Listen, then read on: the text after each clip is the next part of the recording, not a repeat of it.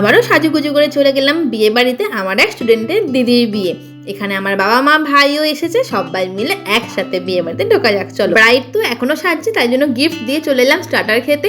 খেয়ে নিলাম fish ball, French fry আর পকোড়া। তারপরে এই পুচকেটা হচ্ছে আমার স্টুডেন্ট, একটার পর একটা আইসক্রিম খেয়েই যাচ্ছে, সেই জন্য ওর বাবা ওকে বকছে বলে মুখটা ওই রকম করে আছে। তারপরে আমরাও খেয়ে নিলাম একটু আইসক্রিম। বিয়ের লগ্ন আছে দেরিতে, রাত 11টায় বিয়ে, আর রাত্রি 10:30 বেজে গেছে, তাই জন্য আমরা বসে পড়লাম খেতে। প্রথমে পড়ে গেল স্যালাড, কাটলেট, তারপরে কাসুন্দি, তারপরেই ছিল নান, চানা পনির।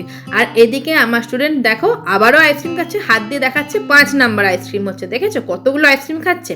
তারপরে পড়ে গেল রাইস, চিকেন কষা, আর শেষ পাতে চাটনি, পাঁপড়, রসগোল্লা আর সন্দেশ দিয়ে খাওয়া শেষ করলাম। আর ছিল জোয়ান। তারপরেই খাওয়া দাওয়া ছেড়ে আমরা বাইরে একটুখানি গল্প করছিলাম, আর এরপরেই দেখলাম বরের গাড়িও ঢুকে গেছে। রাত্রির বিয়ে বলে বড় কিন্তু লেটেই এসেছে।